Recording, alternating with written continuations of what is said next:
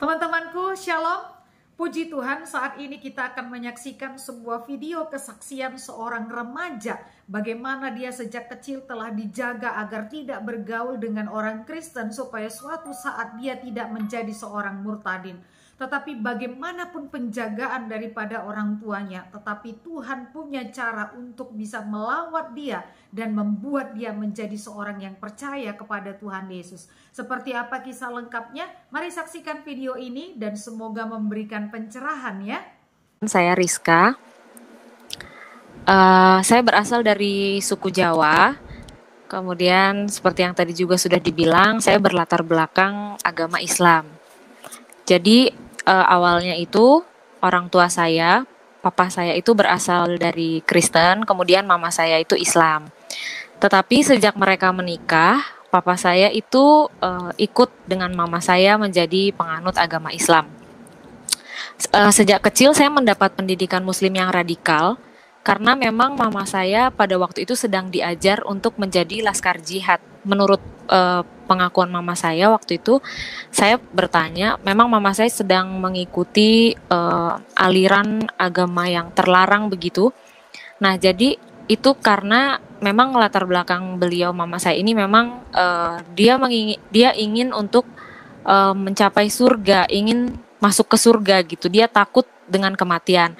Jadi dia memang benar-benar mencari gitu mana Tuhan yang benar. Nah, akhirnya masuklah di aliran agama tersebut yang meyakinkan bahwa hal-hal demikian dilakukan untuk mendapatkan surga. Jadi sejak saya kecil, sejak saya umur 3 tahun, itu saya sudah dididik untuk bagaimana mengamalkan Muslim yang taat, demikian ya. Jadi saya dari umur 3 tahun itu saya sudah bisa mengaji, saya sudah ikut sudah ikut ngaji gitu setiap sore saya ikut ngaji. Kemudian kalau misalnya ada puasa, bulan puasa itu saya mengikuti pesantren kilat. Kemudian sejak saya kecil saya sudah diajar berpuasa, dan bahkan saya SD itu saya sudah wajib berpuasa gitu. Itu tidak boleh tidak, itu wajib hukumnya. Dan kemudian sholat 5 waktu. Kemudian mama saya juga melarang keras saya untuk bergaul dengan orang-orang Kristen di lingkungan rumah saya pada waktu itu, bahkan di sekolah, pokoknya dimanapun saya tidak boleh berteman dengan orang-orang Kristen, karena menurut beliau orang-orang Kristen itu kafir, jadi saya tidak boleh berteman dengan mereka. Nah, kemudian setiap sore juga saya ada kelas mengaji begitu ya, setiap sore jam maghrib gitu sampai Isya itu saya ada kelas mengaji. Dan guru ngaji saya juga mengajarkan demikian gitu. Jadi sampai melarang gitu bahwa kamu tidak boleh bergaul dengan orang-orang Kristen, kamu tidak boleh berteman dengan orang-orang Kristen karena mereka itu kafir gitu.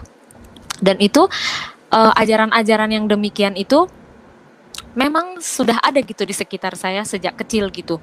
Dan itu memang sudah saya didoktrin demikian gitu sejak kecil. Tetapi anehnya tidak tahu kenapa hati nurani saya itu menolak ajaran-ajaran itu. Karena menurut saya juga di sekolah diajarkan pelajaran PPKN gitu ya, bahwa bagaimana kita itu harus memiliki toleransi antar umat beragama. Jadi saya seringkali sembunyi-sembunyi gitu untuk berteman dengan teman-teman Kristen saya gitu. Jadi kalau di depan mama saya nggak berteman sama mereka, tapi kalau di belakang mama saya tetap berteman dengan mereka gitu.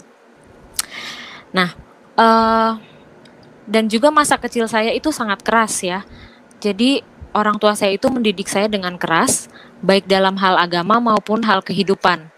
Jadi saya itu dulu seringkali kalau saya salah sedikit, mama saya itu sering menyiksa saya gitu, dipukul, dicubit, pokoknya yang menurut saya sih itu kalau untuk perlakuan itu terhadap anak kecil itu menurut saya itu sudah kelewat batas gitu.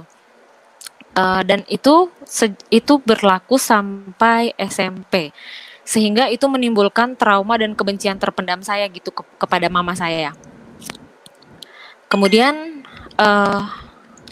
pada tahun itu latar belakang saya. Kemudian masuk di tahun 2000 ketika saya umur 10 tahun. Itu saya masih kelas 5 SD. Eh, Mama saya itu kami sedang ada konflik keluarga, kemudian mama saya sholat tahajud. Di dalam sholat tahajudnya dia bertemu sendiri dengan Tuhan Yesus. Kemudian singkat cerita 2 minggu kemudian mama saya mengajak kami untuk pergi ke gereja gitu. Pertamanya mama saya ngobrol dengan papa gitu kan. Bagaimana kalau misalnya kita masuk Kristen begitu. Terus papa saya karena memang latar belakangnya dari Kristen, jadi papa saya yang menjawab, ya iya, ayo gitu. Tetapi waktu itu posisinya karena sudah malam, mereka pikir mungkin saya sudah tidur gitu, tetapi saya mendengar percakapan mereka. Kemudian saya benar-benar waktu itu ketika mendengar mama papa saya berbincang-bincang tentang dengan topik mau berpindah agama, saya di situ langsung respon gitu. Padahal saya waktu itu masih kelas 5 SD, saya benar-benar merespon, menentang bahwa saya bilang jangan. Saya bilang jangan, nanti masuk neraka. Saya bilang kayak gitu.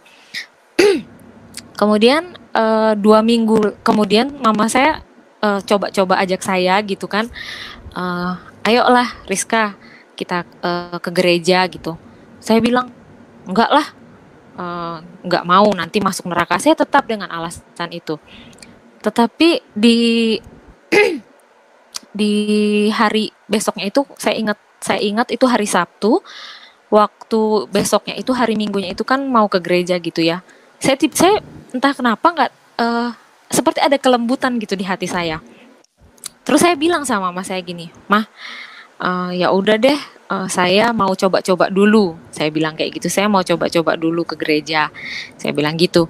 Kemudian ketika saya di sana, ya sekolah minggu seperti biasa gitu, nyanyi-nyanyi begitu. Memang ada hal-hal yang memang menyenangkan karena sekolah minggu itu menurut saya menyenangkan ya bagi anak kecil. Tetapi ada satu pribadi yang bikin hati saya terpaut gitu dengan orang itu, yaitu guru sekolah minggu saya. Guru sekolah minggu itu saya merasa dia itu baik, tapi baiknya itu berbeda dari kebanyakan orang. Jadi saya benar-benar merasa baiknya guru sekolah minggu saya ini benar-benar tulus gitu, bukan baik yang dibuat-buat, bukan baik yang sekedar baik gitu ya memang karena dia gurunya kemudian ini muridnya, bukan, tapi karena memang saya rasa dia memang tulus sekali karena sampai dia baiknya itu tidak hanya di gereja gitu, bahkan dia memperhatikan kebutuhan saya dan adik-adik gitu, ketika kami mau baik itu kebutuhan sekolah, baik itu waktu itu saya pertama kali dapat Alkitab dari beliau. Nah dari situlah saya dimenangkan, jadi hati saya itu dimenangkan untuk mengikut Tuhan Yesus itu karena merasakan kasih Tuhan sendiri lewat guru sekolah minggu saya. Nah, dari situ saya mulai yakin, mulai tertarik, untuk mengikut Kristus karena melihat sosok guru sekolah minggu saya itu. Dari situ saya mulai belajar Alkitab, saya masuk SMP itu saya belajar dasar kekristenan. Kemudian saya juga mulai berjemaat di gereja. Tetapi pada waktu itu saya tidak memiliki mentor atau kakak rohani atau ibu rohani yang bisa membimbing saya gitu, membimbing bagaimana kekristenan saya untuk bertumbuh seperti itu. Kemudian dari masa peralihan itu, ketika saya sudah mengikut Tuhan, akhirnya saya menetapkan hati, kan tadinya awalnya saya cuma coba-coba untuk mau ikut Tuhan gitu. Tetapi makin lama saya semakin mantap, semakin yakin. Akhirnya waktu itu mama saya datang ke sekolah. Waktu itu kan waktu saya baru kenal Tuhan itu 2 minggu Waktu itu sebelum saya 2 minggu setelah saya mengenal Tuhan, 1 bulan setelah saya mengenal Tuhan, mama saya itu datang ke sekolah. Waktu itu saya masih SD. Datang ke sekolah saya. Kemudian mama saya bilang ke guru agama saya bahwa Rizka mulai saat ini Pak tidak belajar agama Islam lagi karena kami sudah Nasrani begitu. Kemudian guru agama saya ini mungkin kecewa gitu ya karena saya juga termasuk anak yang aktif gitu dalam kegiatan-kegiatan agama di sekolah gitu. Terus Karena mungkin beliau itu kecewa, akhirnya beliau memang mengumumkan kepada teman-teman bahwa eh, ada salah satu anak yang murtad, ada salah satu anak yang kafir di sekolah ini. Sampai akhirnya gara-gara perkataan guru agama Islam saya itu, akhirnya nama saya berubah di sekolah itu, bukan jadi Rizka, tetapi nama panggilan saya itu ada dua, yaitu si kafir dan si murtad. Jadi kemana-mana pun saya pergi, itu mereka selalu bilang hai si kafir, hai si murtad. Bahkan di angkutan umum, di luar sekolah, dimanapun saya selalu dipanggil dengan panggilan demikian. Kemudian sejak peristiwa saya mengumumkan diri bahwa saya sudah Kristen, semua anak-anak yang beragama Kristen di sekolah itu pun ikut-ikut dibully gitu, sama-sama dipanggil si murtad, si kafir. Bahkan sampai ada salah satu anak yang Kristen ini sampai dia udah nggak kuat, udahlah saya pengen ikut Muslim aja gitu. Tetapi di situ saya yang baru kenal Tuhan, yang tidak bisa ngomong apa-apa dengan ajaibnya gitu, saya hanya berkata dengan dia, ayolah, sudah nggak apa-apa, kamu jangan sedih. Mereka itu begitu karena mereka nggak tahu kebenarannya seperti apa. Kita sudah punya surga, kita sudah punya keselamatan. Ya, dengan bahasa anak kecil saya hanya berkata demikian gitu. Saya rasa itu adalah penginjilan pertama saya gitu, di tengah-tengah tantangan yang ada gitu. Tapi saya masih bisa gitu menginjil dengan kekuatan, dengan anugerah Tuhan. Dan di tengah-tengah ejekan, di tengah-tengah bulian, di tengah-tengah tekanan teman-teman sekolah, itu entah kenapa ya, karena dibilang saya sudah kenal dengan Tuhan Yesus pun itu belum terlalu kenal, karena saya sangat baru. Bahkan teman-teman saya juga mengajak, ayolah Rizka, kamu masuk Islam aja lagi kembali. Tapi saya, seorang anak kecil yang masih kelas 5 SD itu, hanya berkata, saya cuma jawab, enggak, terima kasih ya teman, enggak. Saya hanya bilang kayak gitu. Terus mereka tanya, kenapa kamu enggak mau balik? Ya saya bilang, ya enggak, karena saya tahu saya sudah selamat gitu. Saya hanya jawab gitu karena saya belum mengerti gitu kan, waktu masih kecil belum mengerti bagaimana harus berkata-kata secara teologi yang benar, berkata-kata secara apa yang ada di Alkitab. Saya tidak mengerti, saya hanya memiliki keyakinan itu aja. Dan nggak tahu kenapa, seperti ada kekuatan dan sukacita yang luar biasa dalam hati saya ketika mengikut Kristus, meskipun di tengah-tengah ejekan, meskipun di tengah-tengah bulian. Karena setahu saya, namanya anak kecil ya, umur 10 tahun, sekuat apa sih gitu kalau misalnya diejek, dibully. Tetapi ketika saya mengingat itu lagi, Tuhan tuh luar biasa banget waktu itu ngasih kekuatan sama saya gitu, di tengah tantangan, di tengah salib yang harus saya pikul. Tapi saya merasa itu bukan penderitaan, saya merasa bahwa ya udah sukacita aja gitu. Dan itu adalah pengalaman yang luar biasa bagi saya. Kemudian setelah tantangan di dalam sekolah, kemudian ada juga tantangan dari orang-orang luar, seperti tantangan dari orang-orang sekitar komplek gitu, terutama dari perangkat-perangkat desa ya, dari Bapak RT, Pak RW, kemudian Ustadz, Kiai setempat gitu. Karena waktu itu juga mama saya termasuk orang yang aktif dalam kegiatan keagamaan di komplek tersebut. Jadi mama saya termasuk orang yang dikenal gitu di komplek itu. Nah, satu malam ketika papa saya sedang di luar kota bekerja, kami hanya di rumah gitu. Mama saya sedang hamil adik saya yang bungsu hamil besar. Kemudian saya masih berumur 10 tahun, kemudian adik saya yang pertama itu masih umur 6 tahun. Kami didatengin sama 4 orang bapak-bapak, entah 4 atau 5 waktu itu, tapi mereka punya jabatan semua ya, Bapak RT RW seperti yang tadi saya sebutkan. Sebagai perwakilan masyarakat, mereka datang ke rumah saya untuk mengancam keluarga saya.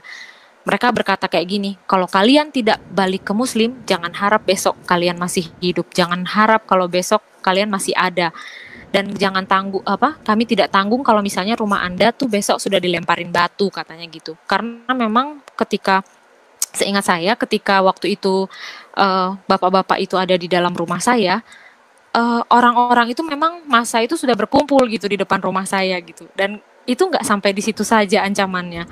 Bahkan keesokan harinya masyarakat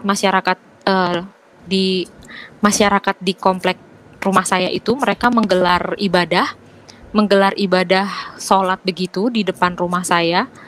Kemudian mereka mengundang ustadz, dan ustadznya itu berceramah Dengan sangat hebat dia berkata, bunuh saja orang Kristen, bantai saja orang Kristen. Mereka itu ustadz itu berceramah bukan hanya ngomong dengan tanpa alat gitu, bahkan mereka itu pakai speaker gitu. Itu sudah malam, sudah waktunya tidur, dan mereka berteriak-teriak seperti demikian. Karena kami sekeluarga kan juga baru mengenal Tuhan, kami juga belum bisa berdoa panjang lebar. Akhirnya kami hanya berkumpul malam itu, saya, mama, dan adik saya itu bertiga, kami hanya berkumpul di kasur itu sembari mau tidur. Kami hanya bilang, Tuhan tolong lindungi kami mau tidur. Sudah, kami cuma berdoa begitu dalam nama Yesus, amin. Karena kami sudah tidak tahu lagi mau berdoa bagaimana. Terus, tapi lagi-lagi anehnya, sekalipun kematian terasa sudah di depan mata, itu seperti kematian sudah selangkah di depan kami. Tapi anehnya saya pribadi itu tidak merasa takut sedikit pun, tidak gentar sedikit pun, tidak ada perasaan untuk mundur dari Tuhan, tidak ada perasaan mau sudahlah tinggalkan Tuhan aja daripada hidup kayak gini. Dan saya juga tidak, saya yang masih umur 10 tahun itu tidak ada perasaan untuk mengasihani diri ataupun saya merasa bersedih gitu. Justru yang ada di pikiran saya, kasihan ya orang itu belum tahu kebenaran yang sesungguhnya. Dan puji Tuhan malam hari itu saya dan keluarga tidur dan besoknya bangun masih hidup, tidak dibantai, tidak dibunuh, dan kami masih sehat gitu, puji Tuhan. Kemudian tantangan selanjutnya itu dari dalam keluarga sendiri, karena keluarga besar mama saya itu masih beragama Muslim, dan mereka tantangannya itu adalah mereka benar-benar menganggap kami itu kafir dan gila. Kami sering dianggap kami itu sering disebut orang gila begitu. Kemudian kami juga dimusuhi bertahun-tahun karena kami tidak seagama dengan mereka. Kemudian kami juga dikucilkan karena mungkin dari segi agama tidak sama. Kemudian dari segi ekonomi juga kami tidak sebanding dengan mereka. Mereka memiliki harta yang banyak, kami tidak gitu. Dan tapi lagi-lagi dalam perasaan saya, dalam hati saya tidak ada sama sekali perasaan bersedih. Justru waktu itu yang ada, ketika saya semakin dibenci, justru saya semakin sering berdoa pada Tuhan. Saya bilang, Tuhan, saya mau mereka itu benar-benar mengenal Engkau. Saya pengen mereka juga merasakan kedamaian hidup seperti saya merasakan damai yang Tuhan beri. Terus saya juga bilang, semoga mereka itu diberi keselamatan gitu, sama seperti saya ngerasain keselamatan. Saya hanya berdoa gitu, dan saya hanya sedih kalau saya misalnya mati, saya masuk surga, sementara keluarga besar saya, mereka belum percaya Tuhan. Saya hanya memiliki perasaan seperti demikian aja. Tapi dengan bahasa-bahasa saya yang waktu itu masih bahasa anak kecil ya. Saya hanya punya perasaan demikian.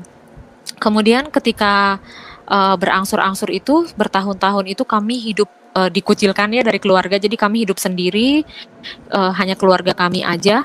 Terus ketika saya SMP itu, saya naik SMP sekitar kelas 2 dan kelas 3, itu lagi-lagi Tuhan menguji kesetiaan keluarga kami, terutama ya saya dan keluarga juga kami diuji dengan, kalau mungkin yang kemarin itu, yang pertama mungkin diuji masalah iman ya, masalah iman percaya apakah kamu mau mundur atau tidak, apakah kamu mau maju terus, atau kamu malah memilih menyangkali Tuhan. Tetapi kali ini Tuhan menguji saya dan keluarga itu dengan masalah kemiskinan. Jadi 2 tahun setelah saya mengikut Kristus, 3 tahun setelah saya mengikut Kristus dan keluarga, papa saya di PHK. Kemudian disitulah tantangan hidup dimulai gitu ya, tentang masalah ekonomi.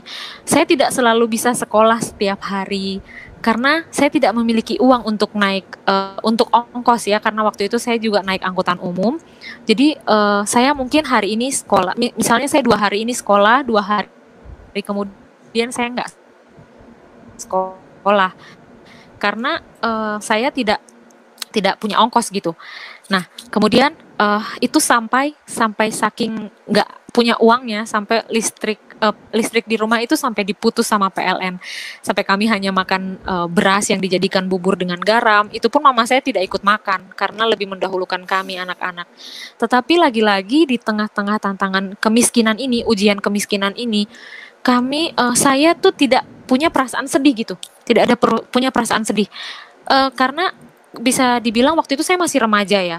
Seperti yang kita tahu bahwa anak-anak remaja itu biasanya masih jiwanya itu sedang asik-asiknya untuk bermain ke sana kemari, berteman, kemudian sementara saya gitu ya, saya hanya anak dari keluarga miskin yang hanya mikir besok makan apa, kemudian sekolah mau ongkos dari mana gitu. Tetapi Tuhan itu baik memang ya, Tuhan buka jalan dengan saya juga harus berjualan gorengan ke sekolah demi bantu keuangan keluarga.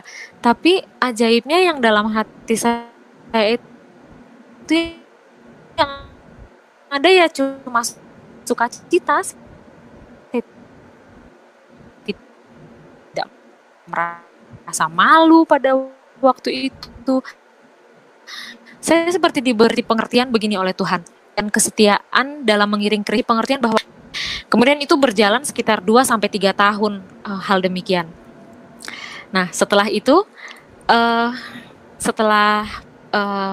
setelah hal demikian, papa saya sudah dapat pekerjaan waktu itu, dan puji Tuhan, puji Tuhan gitu, ekonomi kami sudah mulai membaik gitu, dan waktu itu saya mulai masuk SMA, dan saya waktu itu sekitar kelas 2 SMA, saya bergabung dengan satu pelayanan anak jalanan yang dinaungi oleh sebuah yayasan, dan pada awalnya itu semua baik-baik saja, namun lama-kelamaan itu terjadi penyelewengan ajaran. Pemimpinnya itu adalah seorang perempuan yang mengaku bahwa dirinya memiliki karunia kenabian begitu, dan dia juga sendiri mengaku bahwa dirinya itu nabi. Karena dia selalu mengatakan dengan selalu mengawali kalimatnya itu dengan berkata kata Tuhan. Jadi dia selalu berkata kepada pengikutnya, kata Tuhan tuh begini loh, kata Tuhan begitu. Nah, bahkan ada satu kali saya ragu seperti demikian. Saya waktu itu sudah sekitar 7 tahun mengikuti kelompok ini. Ada satu kalimat dari mulutnya itu dia berkata begini, nanti kalau khotbah itu tidak usah pakai Alkitab, karena firman itu sudah menyatu di tubuh saya. Dia bilang demikian. Terus saya akhirnya di situ saya menjadi sadar gitu, wah ini aliran sesat. Saya di situ mulai meragukan ajarannya gitu. Dan terakhir ketika saya sudah bekerja, saya punya tabungan, dia meminta uang tabungan saya itu sebesar 20 juta beserta semua perhiasan saya dengan alasan katanya Tuhan yang memintanya. Akhirnya entah kenapa seperti terhipnotis saya memberikan uang itu tanpa ragu gitu. Dan akhirnya tapi anehnya ketika saya jauh dari dia, saya itu marah dan tidak terima. Saya ingin ambil uang saya kembali, tapi saya takut untuk memintanya. Dan singkat cerita dia memiliki konflik dengan keluarga saya, sampai akhirnya gara-gara konflik itu, akhirnya kami bisa keluar dari kelompok itu. Tapi kami pun keluarnya bukan dengan gampang ya. Kami itu keluar dengan banyak intimidasi lah. Kata-kata dia itu banyak yang mengutuk kami. Katanya kami nanti terperosok ke jurang yang dalam. Bahkan hidup kami akan terpuruk, akan sakit parah. Intinya dia banyak mengutuki keluarga saya dan saya. Bahkan dia juga menghasut para pengikutnya itu untuk memusuhi kami. Dan itu kenapa hal tersebut bisa terjadi? Itu karena jujur karena memang saya tidak memiliki mentor atau kakak rohani yang untuk membimbing saya di dalam kekristenan gitu. Jadi sejak masuk Kristen entah kenapa saya selalu bercita-cita untuk jadi pendeta, tapi ya hanya itulah yang di benak saya gitu. Karena ditambah lagi saya masuk ke dalam aliran ini, saya selalu berdoa, Tuhan saya ingin belajar Alkitab lebih lagi gitu. Karena saya tidak mau disesatkan begitu. Kemudian flashback mundur kembali ke kisah setelah saya lulus SMA. Saya memiliki lulus SMA itu saya melanjutkan studi saya di sekolah Alkitab selama 1 tahun. Kemudian saya dengan keluarga gembala. Dan saya mengira keluarga hamba Tuhan itu lebih baik ya daripada orang awam seperti saya gitu. Tetapi semuanya di luar perkiraan saya. Saya tidak diperlakukan baik di sana. Kemudian banyak kata-kata makian yang kotor ditujukan pada saya.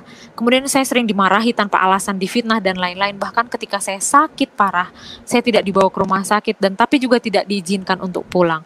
Dari situ saya merasa kepahitan dengan hamba Tuhan dan saya berujungnya marah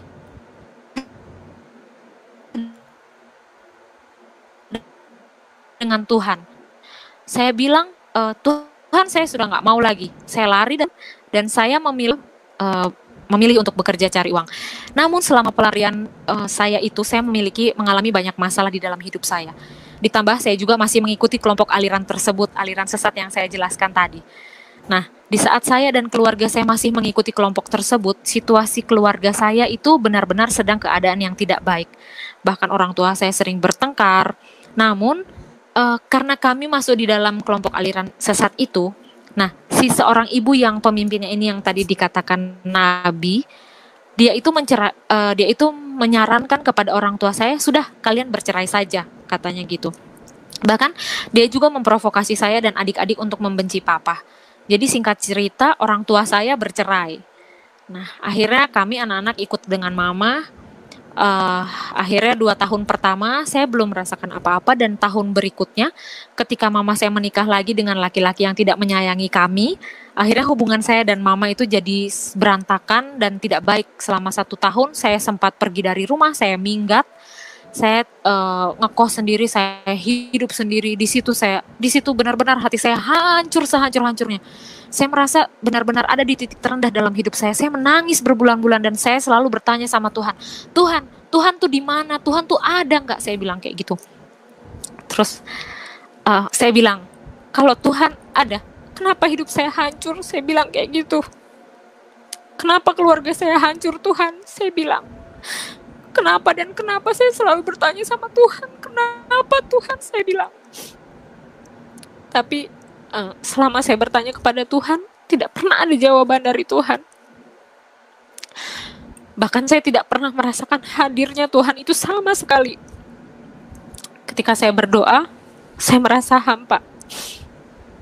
Sama sekali tidak merasa bahwa Tuhan itu ada, saya nggak merasa. Dan ini adalah benar-benar tantangan terberat dalam hidup saya ketika saya mengikut Tuhan. Saya merasa sendiri di dunia ini dan saya benar-benar merasa Tuhan itu nggak ada gitu. Tuhan itu nggak ada dalam hidup saya dan Tuhan itu nggak nyata. Waktu itu saya merasa kayak gitu. Tapi entah kenapa tidak ada perasaan saya untuk mau meninggalkan Tuhan. Itu saya masih tunggu Tuhan untuk menjawab saya. Sehingga satu kali saya bertemu dengan seorang hamba Tuhan. Beliau berkata bahwa Rizka, mulai sekarang kamu jangan lagi tanya sama Tuhan kenapa ya. Pokoknya kamu harus ganti pertanyaan kamu. Tuhan, apa yang kau mau dari aku sehingga aku mengalami hal demikian? Akhirnya saya praktekkan itu dan puji Tuhan saya mengerti. Rupanya Tuhan mau saya menjadi kesaksian dan menolong orang-orang yang mengalami hidup seperti saya. Dan pelan-pelan hubungan saya dengan mama saya itu dapat pulih kembali. Dan setelah mengikut Tuhan, banyak sekali yang Tuhan kerjakan dalam hidup saya. Mujizat-mujizat Tuhan dalam hidup saya itu sangat banyak. Dari awal saya benar-benar mujizat yang pertama yang saya alami adalah kedamaian hidup yang luar biasa yang belum pernah saya rasakan sebelumnya. Rasa tenang, rasa ayem, rasa ada jaminan dalam hidup saya bahwa saya merasa hidup saya ini tidak perlu khawatir begitu. Entah rasa yang bagaimana saya tidak dapat mendefinisikannya, tetapi rasa damai itu rasa yang tidak pernah saya alami pokoknya sebelumnya.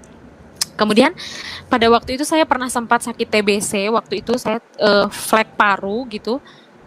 Kemudian itu dokter bilang sih harus 6 bulan rawat jalan ya, berobat demikian. Tapi waktu itu kami di rumah saya berdoa sama mama saya doakan, pokoknya kami berdoa dalam nama Yesus penyakit disembuhkan.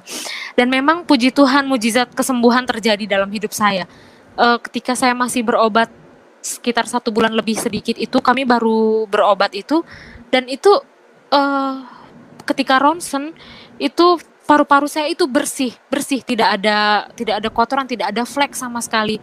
Itu puji Tuhan dan saya merasakan itu bahwa benar apa yang dikatakan Alkitab gitu. Jadi Tuhan Yesus itu bukan Tuhan yang hanya apa kata Alkitab, bukan.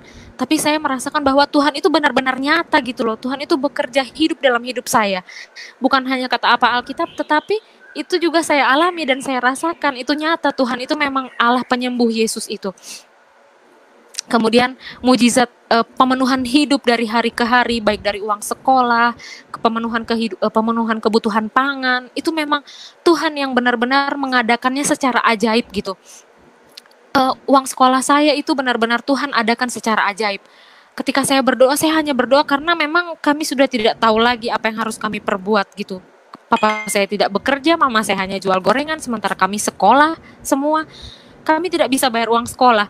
Dan ketika kami mau bayar sekolah, saya hanya bilang, "Ma, gimana ini, saya harus bayar sekolah besok karena mau ujian." Mama saya hanya bilang, "Ayo kita berdoa. Ayo kita minta uang sama Tuhan." Hanya berkata demikian. Dan ya saya hanya bilang, "Tuhan, saya minta uang besok mau bayar sekolah." Dan entah kenapanya selalu tiba-tiba di saat saya besok butuh, saat itulah uangnya selalu ada. Entah dari mana, saya nggak tahu ada orang yang kasih atau apa, tapi uang itu selalu ada. Dan juga kebutuhan pangan itu juga Tuhan selalu adakan dengan ajaib. Kemudian dilepaskan dari aliran sesat. Itu saya merasakan bahwa itu adalah mujizat yang luar biasa, karena sampai hari ini teman-teman saya juga masih terikat di dalam aliran itu gitu, dan sulit untuk keluar gitu. Dan mereka pun disadarkan sulit.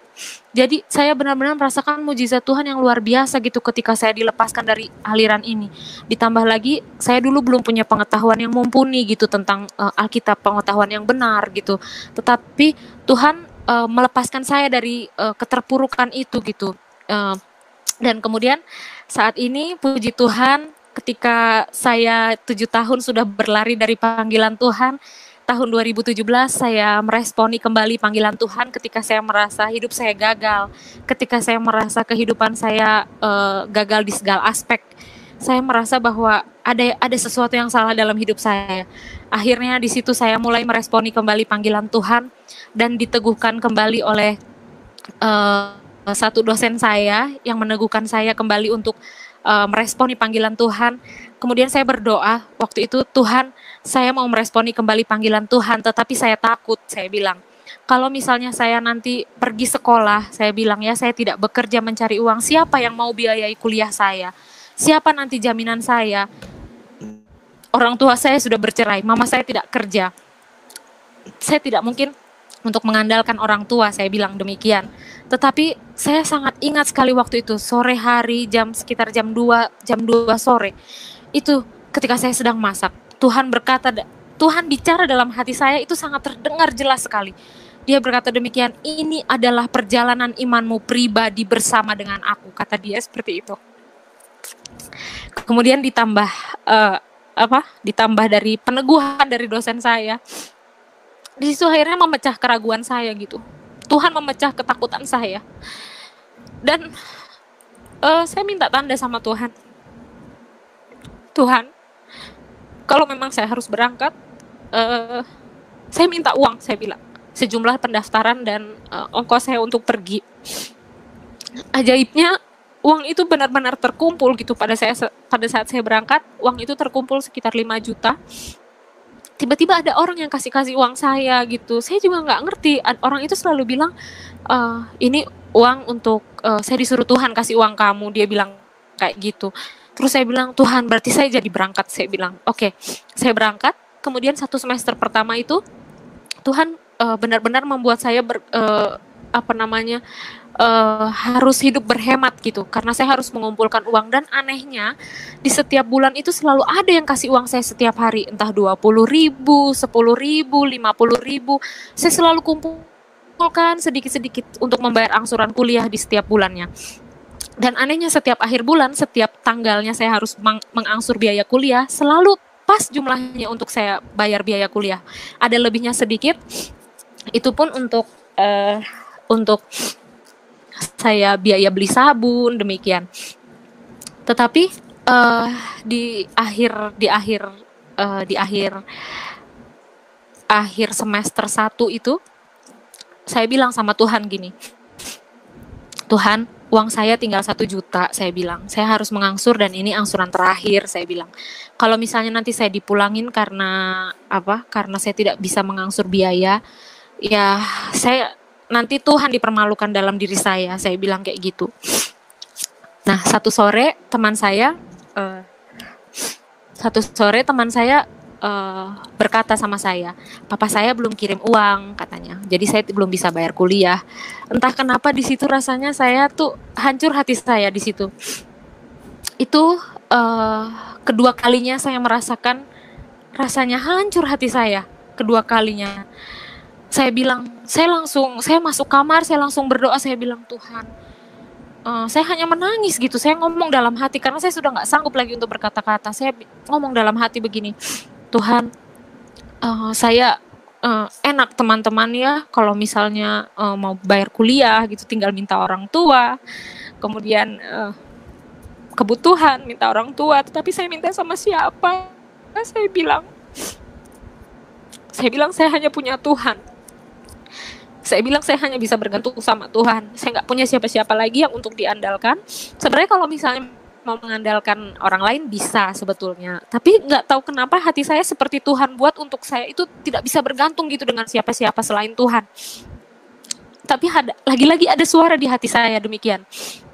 Bukan jawaban tentang uang, tetapi Tuhan itu hanya berkata begini, nanti kalau kamu pergi pelayanan yang sukacita ya, hanya ada kalimat itu.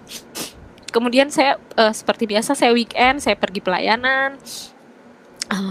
Ketika saya mau mengeluh gitu, saya ingat lagi, oh iya Tuhan bilang bersukacita. Kemudian saya sukacita di situ. 2 hari kemudian saya diajak oleh dosen saya untuk bertemu satu donatur. Awalnya itu donatur itu tidak menanyakan saya, tapi tiba-tiba donatur itu tanya saya, kamu namanya siapa? Dari mana? Kemudian saya bilang apa adanya. Terus akhirnya dia tanya, kalau orang tuamu tidak bekerja, kamu biaya kuliah dari mana? Saya hanya jawab, ya dengan iman Pak, saya bilang gitu. Ya saya mau jawab apa lagi gitu, karena memang ya iman, karena dengan iman saya bisa bayar kuliah itu dengan iman gitu. Terus nggak lama kemudian bapak itu bilang sama saya dengar suara Tuhan katanya, saya harus biayai kuliah kamu sampai selesai katanya, sampai selesai dan sampai kamu wisuda, bahkan kamu akan saya beri juga uang untuk uang bulanan kamu katanya untuk kebutuhan kamu. Saya di situ menangis, saya bilang saya sudah nggak sanggup berkata-kata lagi, saya menangis, Tuhan cepat sekali jawaban Tuhan gitu. Dan bahkan janji Tuhan yang awal itu Tuhan bilang, inilah perjalanan imanmu pribadi bersama dengan aku, benar-benar Tuhan tunjukkan. Sekarang saya sudah mau lulus, sudah selesai skripsi dan tinggal menunggu wisuda.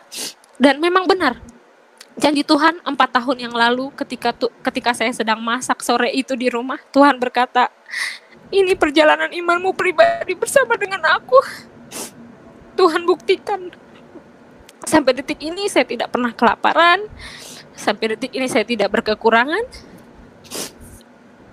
Sampai detik ini Tuhan menyatakan penyertaannya. Sampai detik ini juga Tuhan menyatakan, benar-benar menyatakan apa yang kerinduan hati saya Tuhan nyatakan.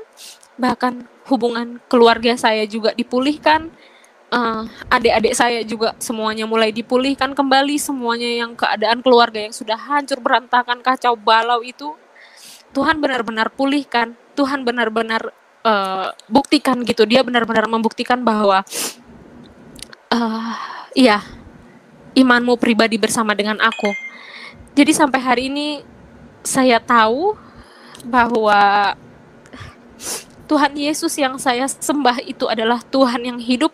Temanku, dari video kesaksian ini kita dapat melihat bahwa Rizka sejak dia percaya kepada Tuhan menghadapi akan persoalan-persoalan yang tidak mudah. Di sekolah dia dibully oleh teman-temannya, dia diejek sebagai seorang kafir, dia seorang yang murtadin. Dan kemudian bersama orang tuanya, oleh lingkungannya juga mereka ditolak, bahkan mereka diancam ingin dilempari batu jika mereka tidak kembali menjadi Islam. Tetapi ada hal yang menarik yang Rizka lakukan ketika dia mengalami ancaman, yaitu dia datang berdoa kepada Tuhan Yesus. Ketika mereka berdoa kepada Tuhan Yesus, mereka melihat bagaimana perlindungan Allah, bagaimana perlindungan Tuhan yang ajaib itu bekerja dan menyelamatkan mereka, sehingga tidak ada satu orang pun yang bisa melempar mereka ataupun menyakiti mereka, bahkan membunuh mereka. Teman-temanku, nama Yesus adalah nama yang berkuasa. Nama Yesus adalah nama yang ajaib, nama yang bisa menyelamatkan. Dengan nama Yesus, orang bisa disembuhkan. Dengan nama Yesus setan bisa dikalahkan. Dengan nama Yesus seseorang bisa mendapatkan hidup yang kekal. Jadi nama Yesus adalah nama di atas segala nama. Tidak ada tandingannya. Karena itu teman-temanku, ketika engkau dalam kesulitan, ketika engkau dalam bahaya, ingatlah satu nama, yaitu nama Tuhan Yesus, nama yang menyelamatkan. Sebab firman Tuhan dikatakan di dalam Kisah Rasul 4 ayat 12, dan keselamatan tidak ada di dalam siapapun selain di dalam Dia. Sebab di bawah kolong langit ini tidak ada nama lain yang dapat menyelamatkan selain di dalam nama Tuhan Yesus. Jadi teman-temanku, datanglah kepada nama Tuhan Yesus dan berserulah kepada nama itu agar engkau diselamatkan. Tuhan Yesus memberkati.